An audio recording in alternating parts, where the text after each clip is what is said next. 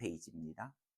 1절부터 18절 말씀까지 우리 교독하십시다. 1절을 제가 읽고 2절 읽어주십시오.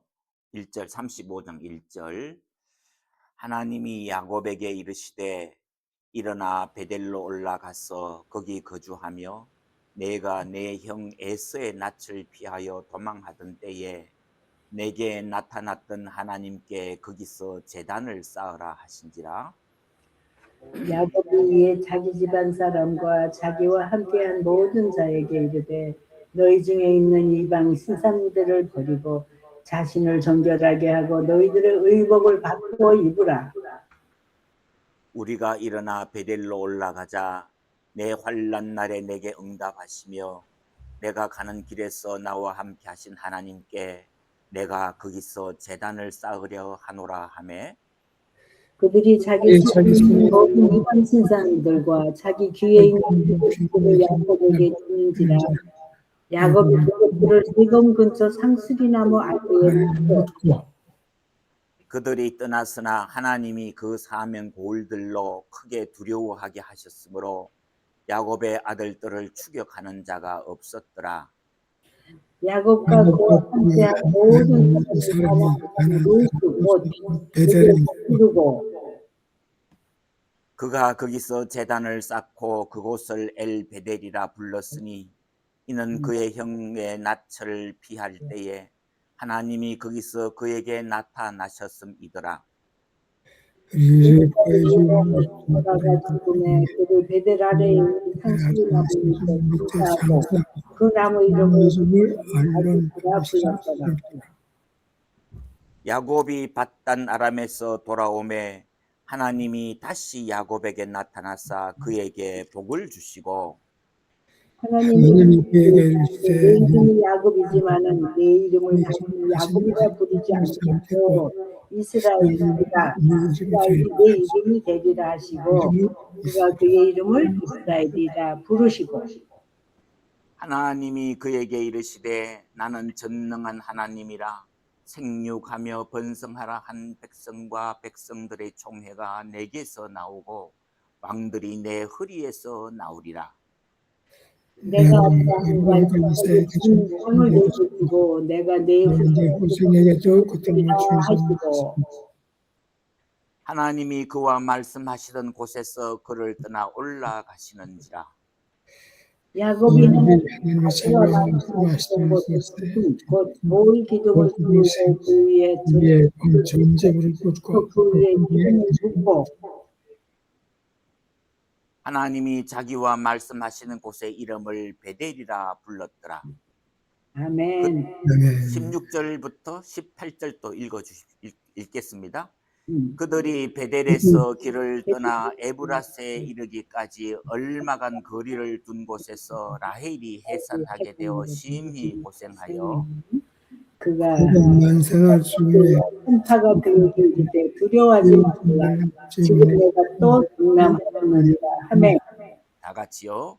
그가 죽게 되어 그의 혼이 떠나려 할 때에 아들의 이름을 베노니라 불렀으나 그의 아버지는 그를 베냐민이라 불렀더라. 아멘.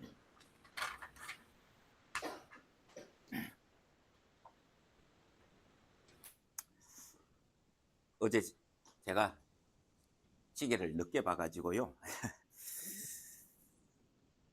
그 스페인 바르셀로나에 가면은 그 사그라 파밀리아 성 요셉 가족 교회가 있는데 지난 수요일 날 6월 10일 날이 그 건축가 안토니오 가우디가 죽었는지 딱 100년 되는 날이에요.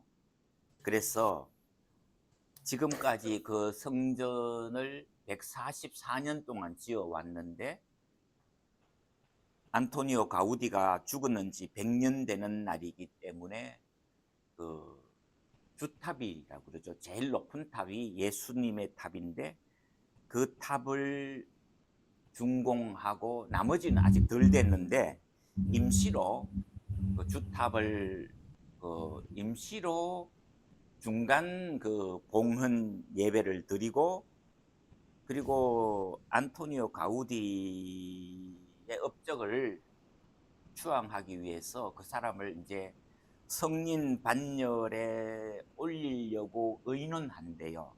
천주교에서는 위대한 사람들을 성인으로 하려고 그러면은 처음에는 뭐 복자, 복된 사람이다. 그리고 그 다음에 또 뭐 계급이 있고 이래서 제일 높은 게 이제 성인인데, 그러려면은 그게 몇십 년 걸린대요. 그래서 근데 저는 뭐 우리가 그런 것까지는 잘 몰라도 어떻게 안토니오 가우디가 죽었는지 100년이 지났는데 그 사람이 무슨 뭐 자손이 있습니까? 결혼도 못하고 그냥 평생 독신으로 건축만 하다가 죽었는데, 그리고 무슨 그 사람이 무슨 큰 뭐 재산을 남긴 것도 아니고, 그런데도 어떻게 죽었는지 100년 됐는 그 성전을 지금도 사람들이 짓고 있는가?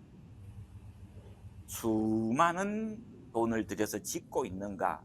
그게 참 신앙의 위대함이라는 것이 얼마나 귀한 것인가. 또 우리가 우리의 후대에게 이 신앙을 물려준다는 것이 많은 재산을 물려주는 것과는 비교할 수 없는 귀한 것이다. 성경에 있어 이 시편 78편에도 하나님이 우리 조상에게 말씀하시고 우리에게 말씀하시고, 그러고 난 다음에 너희는 너희의 자손들과 그 자손은 자손의 자손까지 이 신앙을 가르치라 그러거든요. 또 78편 같은 데 보면은 시편인데 역사서 같은 5대를 이야기하는 거예요. 5대를. 그 보면은 하나님의 역사의 섭리라고 하는 것이 얼마나 위대하고 그것을 또 우리가 기억해야 된다. 하나님의 은혜를 잊어버리면서부터 신앙은 중단된다. 이런 이야기 하지요. 그래서 오늘 또 우리가 창세기를 제가 16절부터 읽을까 몇 분 갈등을 하다가 좀 길지만 35장부터 읽으면 좋겠다 이런 생각이 들었어요. 그런데 우리가 이 이야기 하기 전에 구약 창세기가 1장부터 12장, 11장까지는 그 원역사라고 그러죠. 고대 역사를 이야기하고 12장에서 아브라함이 하나님의 부르심을 받아서 25장 중간까지 와요. 그리고 25장에 오면은 이삭이 결혼해 가지고 이제 리브가를 통해서 결혼했는지 20년 만에 아들을 낳는데 쌍둥이를 낳지요. 야곱과 에서를 낳지요. 그리고 나서부터는 야곱의 이야기가 49장, 50장까지 갑니다. 그러니까 우리가 구약 성경, 신약 성경에서 예수님께서도 인용하셨지만은 아브라함의 하나님, 이삭의 하나님, 야곱의 하나님은 산 자의 하나님이 아니고 죽은 자의 하나님이다. 이렇게 이야기하실 때 아브라함과 이삭과 야곱까지 나오거든요. 야곱이 얼마나 중요한 사람이냐. 야곱이 아브라함보다도 역사가 더 깁니다. 거의 배나 가까이 된다는 거죠. 그리고 49장에서 야곱이 죽으면서 50장으로 넘어가서는 야곱의 장례식이 70일간 국장이지요. 바로의 임금과 비교할 만큼. 그래서 야곱의 장례식을 성대하게 치르고 애굽 사람들도 30일간 곡하게 만들고 있을 수 없는 역사가 일어나는 거지요. 그리고 난 다음에 야곱이 장례식을 성대하게 치르고 난 다음에 50장에 오면은 요셉이 110살까지 살다가 죽었다.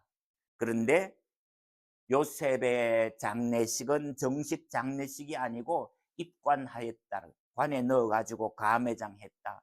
그런데 요셉의 유언이 하나님이 훗날 몇백 년 후에 하나님이 너희를 권고하실 때에 돌보셔서 이 애굽을 떠나가지고 가나안 땅, 하나님이 약속하신 땅으로 돌아갈게 할 때에 내 해골을 가지고 가라고. 우리나라도 조선시대 때에 전쟁이 일어나면은 그 선조 같은 임금은 임진왜란 때에 피난 가지요. 도망가지요.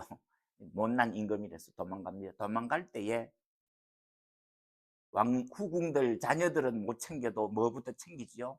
신주 딴지 챙기지요. 신주를 앞에 세우고 간단 말입니다. 그런데 그 신주는 귀신 이름이고요. 성경에서 야곱이 요셉이 이스라엘 백성들에게 하나님의 약속하신 땅 가나안 땅에 갈 때에 내 해골을 가지고 가라. 잊어버리지 말라는 거지요. 그리고 광야 40년 동안에 요셉의 해골을 가지고 다녔습니다.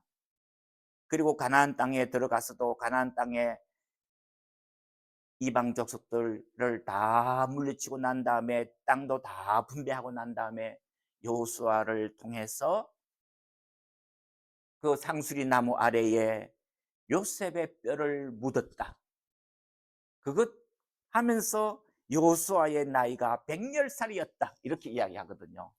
우리가 흔히들 사명이 있는 자는 죽지 않습니다. 그런 이야기 하는데요. 죽어서도 말합니다. 우리가 그러지요. 마찬가지로 여호수아의 나이가 100살, 그 당시로서는 최고의 나이지요. 그래서 그 이야기를 여호수아가 이야기를 하는 것은 이스라엘 백성들에게 하나님이 이 약속의 땅을 너희들에게 주신 것은 천년을 내려온 신실하신 하나님을 믿어라, 그 이야기지요. 내 당대에 믿고 끝나는 게 아니고 내가 잘 먹고 잘 살고 뭐 제 자녀들에게 뭐 재산 좀 물려주고 그 이야기가 아니지요.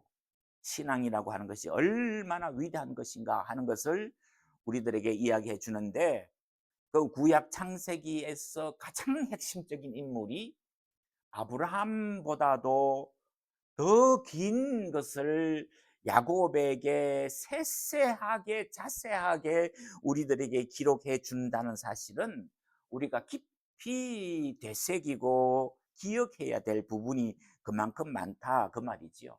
뭐 우리가 100년을 못 살아도 어르신들이 그런 이야기 하지요. 내 인생이 파란만장했다고, 그 파도의 높이가 만 길이나 됐다, 그 말이지요. 태평양 바다 건너올 때에 뭐 우리가 파란만장한 것까지는 경험하지 못했습니다만은 요새는 딱 비행기 타고 오기 때문에. 근데 옛날에 태평양 횡단했을 때에는 정말 죽다가 살았는 사람들도 많고 죽은 사람도 많고요. 그런데 파란만장했다고 그런 이야기를 하는데, 야곱도 130살에 아들이 살았다는 소식을 듣고 정말 죽었다가 살아났지요. 그래서 요셉을 만나러 애굽 왕 바로 앞에 가서 인사하지요. 그런데 바로를 축복합니다. 하나님의 권위로. 그랬을 때에 바로가 이 야곱의 그 영성 앞에 그냥 고개를 숙이지요. 그러면서 그대의 나이가 얼마냐? 그랬을 때 야곱이 내 나이가 130이었어. 내 부여조 할아버지 나이만큼도 안 됐는데도 불구하고 내가 험악한 세월을 보냈다. 험악한 세월을 보냈다.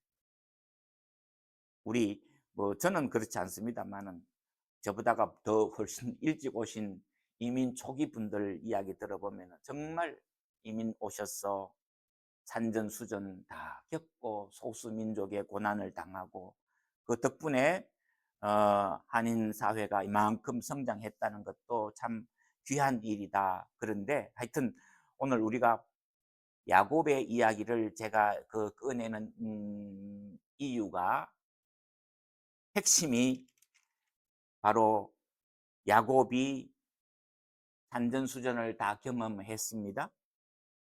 그런데 아버지, 형님, 외삼촌, 외사촌들과 끊임없이 싸우고 또 싸우고 이겨야 돼요.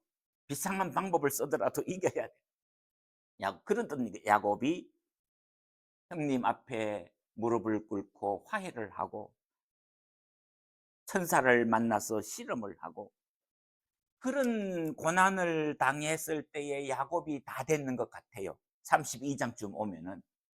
그런데 그 야곱이 천사하고 하도 험악한 싸움을 하다 보니까 엉덩이 뼈가 부러졌어요. 그래서 우리 성경에는 그냥 뼈가 위골되었더라 그러는데 위골되는 정도가 아니고 뼈가 이 엉덩이 뼈가 부러졌어요. 그래서 아마도 야곱이 얼룩거리면서 평생을 살았을 것이다. 그래서 성경에는 그런 말이 없지만 그 역사적으로 보면은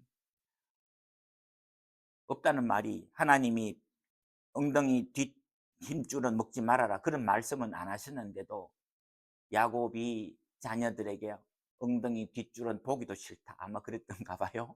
그래서 이스라엘 자손들의 전통이 돼 가지고 뼈 다리 뒷 힘줄은 안 먹는다.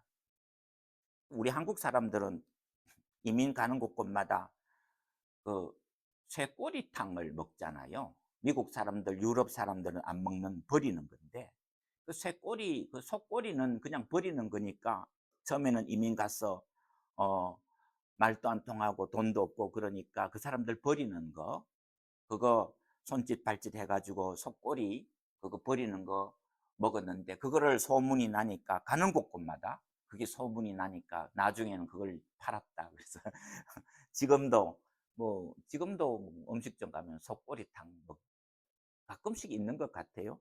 그러는데 요즘은 뭐 훨씬 좋은 거 많이 먹는데도 그런 그 이민의 추억이 있는데 이스라엘 사람들도 수백 년 동안 지금도 이 다리 힘줄 뒷부분은 안 먹는다. 그게 전통이 됐다.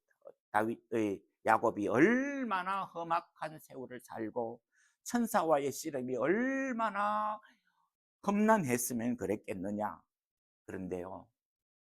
그것보다 더 중요한 것이 그런 죽을 고비를 넘겼는 야곱임에도 불구하고 안정을 찾고 치료를 하고 그러다가 천사와의 씨름했던 그 귀한 신앙의 추억이 시간이 가면서 20년, 30년 지나가면서 점점 희미해지더라는 거예요.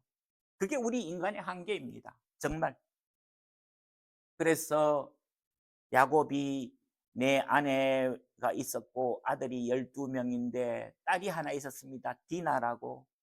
그런데 그 디나가 세겜에 이르렀을 때에 시내 구경하러 갔다가 아마 너무 아름다웠는지 세겜 추장의 아들이 디나를 보고 데리고 가서 욕을 보이고 충격을 받습니다. 그러니까 그 12아들 중에서도 성질이 제일 왈갈했던 레위와 시므온이 이놈들 다 죽여야 된다. 한두 명만 죽였으면 속이 안 풀린다. 남자들을 다 죽인다. 그래가지고는 큰 살인사건을 일으킵니다. 그게 34장까지 이야기입니다. 그때 야곱이 깜짝 놀라서 이제 급하지요. 이게 그 민족만 죽이는 게 아니라 그 주변에 있는 사람들이 그 소문을 들었을 때 자기 일가족은 소수입니다. 한 집안밖에는 안 되잖아요. 이제는 죽었구나. 위기를 당합니다. 그때 하나님이 개입하시는 거예요. 야곱이 어쩔 줄을 몰랐습니다. 35장이 그 부분부터 시작을 하거든요. 야곱이 어쩔 줄을 몰라요. 그런데 그 앞에 설명이 없어요. 그죠? 설명이 없이 하나님이 야곱에게 이르시되 일어나 베델로 올라가서 네가 아버지 속이고 형님 속이고 도망갈 때에 꿈속에서 내가 너에게 나타나서 내가 너와 함께하고 너를 돌이켜서 아버지 집으로 잘 돌아오게 해주겠다고 이야기했지 않았느냐. 그 이야기를 하나님이 기억하라고 이야기하신다는 거예요. 야곱이 기억한 게 아니고 야곱은 잊어버렸습니다. 왜 우리가 그 이야기를 강조하느냐 하면은 하나님 앞에 제단 쌓으라 하나님이 거기까지만 말씀하셨는데 2절에 보면은 야곱이 이에 자기 집안 사람들과 자기와 함께한 모든 자에게 이르되 너희 중에 있는 이방 신상을 버리고 자신을 정결하게 하고 너희들의 의복을 바꾸어 입으라.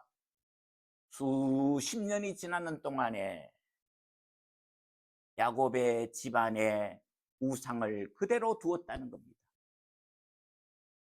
그냥 우상을 그냥 뭐 관리했다 수준이 아니고 야곱의 아내와 종들과 어쩌면은 자식들까지도 외삼촌 집에서 훔쳐왔던 그 우상들, 수호신을 여기까지 가지고 와서 그대로 섬기고 있는, 우리가 예수 수십 년 믿어도 토정비결 보러 가고 점 보러 가고 심지어 뭐 개척교회 하는데 뭐 터가 어디 좋느냐 그러면서 귀신한테 물으러 간다는 믿을 수 없는 이야기가 나옵니다. 제가 늘 그러죠. 한국에요 아무리 목사가 많아도 10만 명 안 되거든요. 무당이 30만 명이에요.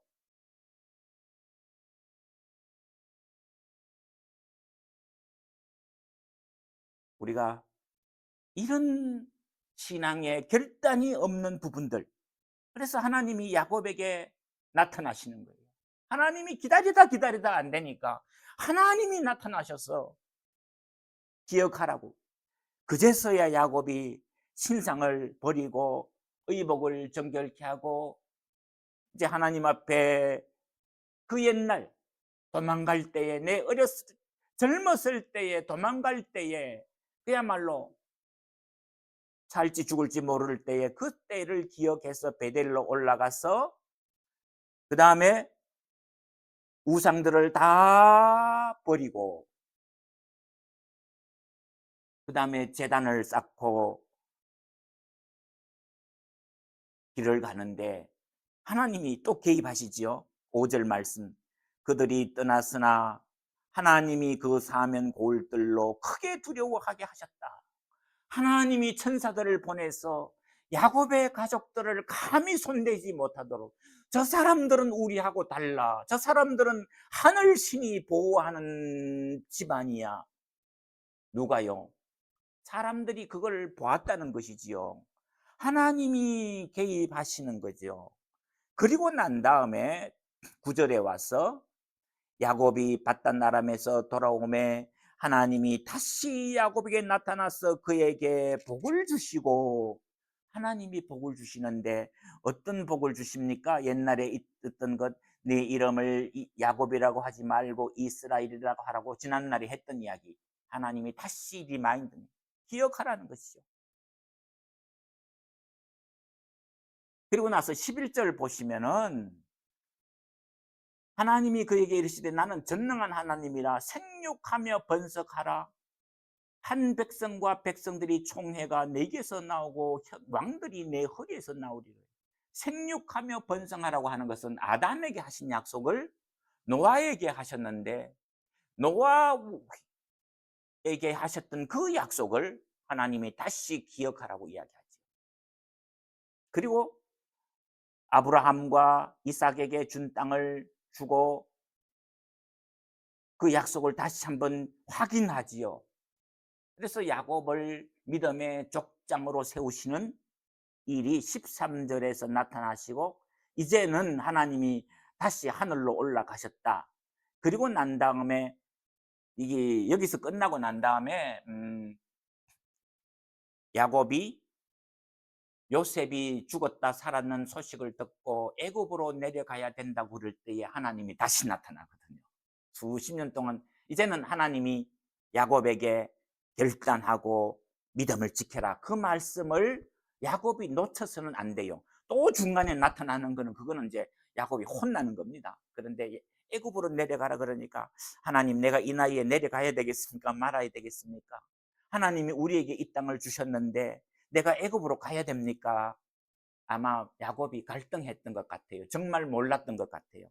그러니까 하나님이 야곱에게 나타나서 두려워하지 말아라, 네 자녀들이 4대 만에 다시 돌아오겠고 막 이야기를 쭉 하지요.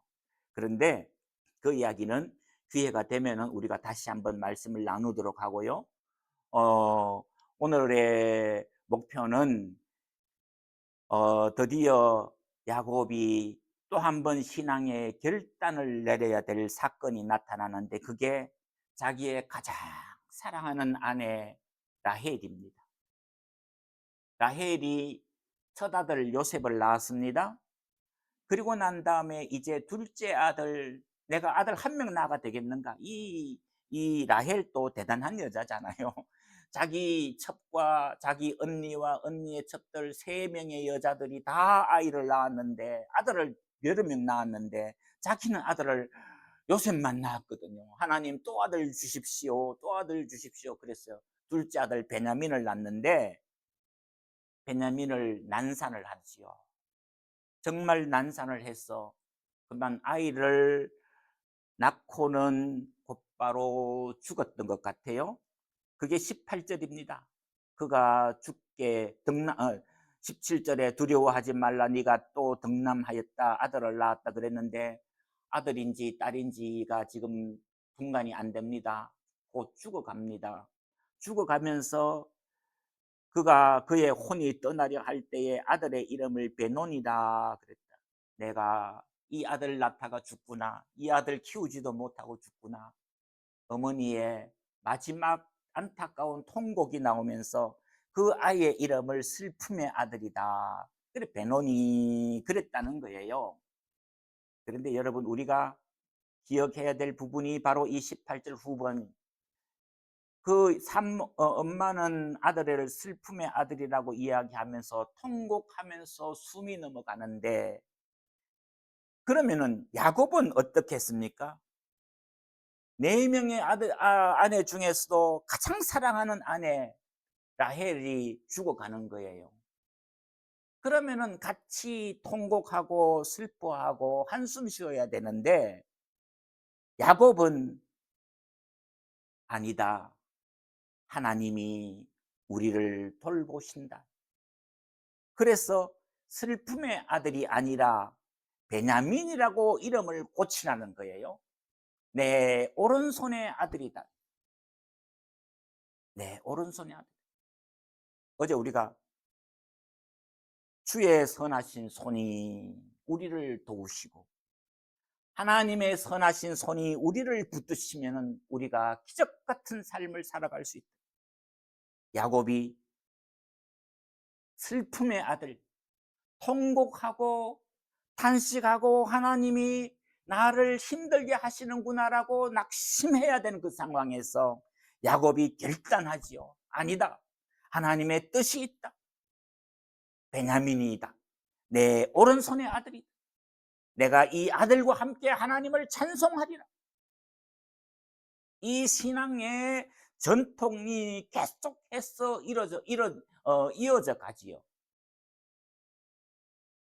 가장 좋은 증명할 수 있는 이야기가 사사기서에 보면은 둘째 사사가 왼손잡이 사사 에훗인데 그 사람이 베냐민 지파거든요. 그래서 베냐민 지파는 이상하게 왼손잡이가 많아요. 그래서 그 말은 그냥 우리는 뭐 왼손이 좀 힘이 세다 이런 정도인데 이 성경이 가르치는 이야기는 오른손을 제대로 못 쓰는 사람입니다. 옛날 전쟁할 때에 요즘도 그렇지만 활을 못 쏘는 거예요. 오른손을 못 쓰면은 오른손을 활대를 잡고 왼손으로 화살을 날려야 되는데 이 왼손잡이들은 활을 못 쏘는 거죠. 군인으로서는 낙제입니다. 그런데 하나님이 그 왼손잡이를 사사로 부르셔서 이스라엘을 구원하게 하신다. 오른손잡이를 부끄럽게 하시는 하나님의 역사를 우리가 기억해야 된다. 그래서 오늘 우리가 기억해야 될 성경 구절이 고린도전서 10장 13절입니다. 사람이 감당할 시험 밖에는 당한 것이 없나니 오직 하나님은 미쁘사 너희가 감당하지 못할 시험 당함을 허락하지 아니하시고 시험 당할 즈음에 또한 피할 길을 내사 너희로 능히 감당하게 하시는 사도 바울이 우리들에게 참으로 귀한 말씀 남기셨는데 우리가 이래서 큰 시험을 당할 때에 이스라엘도 바벨론 포로 70년으로 붙잡혀 가기 이전에 하나님이 이사야를 통해서 또 시험도 전쟁 중에서는 예레미야를 통해서 거듭 거듭 말씀하시는데 그 은혜가 요시야 왕의 회개 사건에서 시작이 됐거든요. 우리 한국 교회사에서도 1910년부터 45년까지 일제 36년 동안 종살이 할 때에 하나님이 1907년에 평양에 대부흥 운동을 일으키거든요. 그래서 1905년부터 1907년, 8년, 10년 되기 이전까지 한국 교회가 급성장했대요. 급성장했어요. 그래서 교인은 3배가 늘고 헌금은 2배가 늘고 전국에 선교사가 수천 명이 들어와 있고 미국에서 전국 방방곡곡에 교회 학교가 1000개가 넘게 만들고 그래서 우리 민족이 영적으로 준비하게 하셨다. 그 준비하는 은혜가 없었더라면 37년도 38년도에 신사참배가 왔을 때에 한국 교회가 무너졌을 겁니다. 그런데도 신앙의 전통이 면면이 흘러가고 있었기 때문에 물론 그때도 뭐 7, 80%는 다 배신했지만 배교했지만 그래도 주기철 목사님과 같은 위대한 헌신자가 있어서 한국 교회의 명맥이 이어가게 하셨다. 민경배 교수님 같은 경우에 한국 교회사 그 책에 보면은 타도 타 버리지 않는 숲 그런 말을 했어요. 그 말이 그 모세가 하나님의 부름을 받았을 때에 떨기나무가 불이 활활 타잖아요. 그런데 그 나무가 그대로 불만 붙었지 재가 안 되는 거예요. 재가 되면 없어져 버리잖아요. 그런데 안 타는 거예요.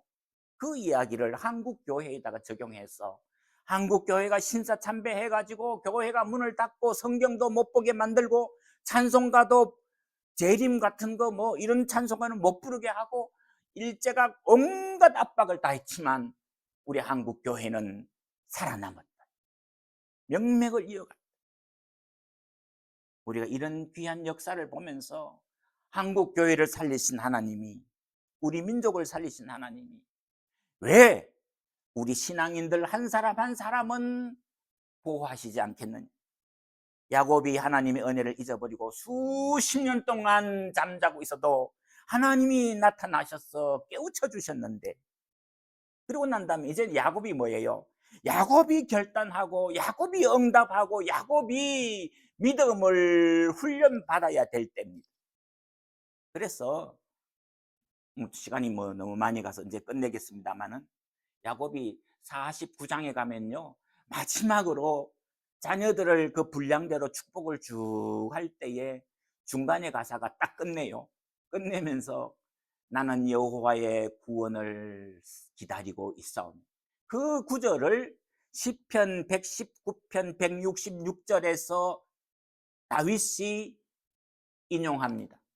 내가 주님 여호와의 구원을 애타게 기다리고 있습니다. 야곱이 12아들 기도하는데 숨이 차가지고 멈추겠습니까? 아니요. 하나님 지금도 살아오게 해주시는데 남은 날들도 하나님이 지켜주셔야지요. 내가 자식들을 위해서 기도하지만 하나님이 도우셔야 되지요. 하나님이 붙드셔야 되지요. 그 누구보다도 야곱이 자기가 경험했어요. 험악한 세월을 보냈지만은 고비고비마다 위기 때마다 하나님이 야곱을 기억하시고 찾아오시고 권고해 주셨다. 나는 미지근해졌고 나는 널브러져 있고 나는 낙심했고 무릎이 떨리고 손이 풀리고 그래서 하나님이 나를 붙드셨지요. 하나님은 기억하셨지요. 그래서 우리가 지나간 신앙의 경험을 기억한다는 것 귀한 일입니다. 그 기억을 잊어버리지 말고 하나님에 대한 기억을 잊어버리면 신앙도 잊어버리거든요. 하나님이 은혜 주셨지요. 하나님이 은혜 주셨지요.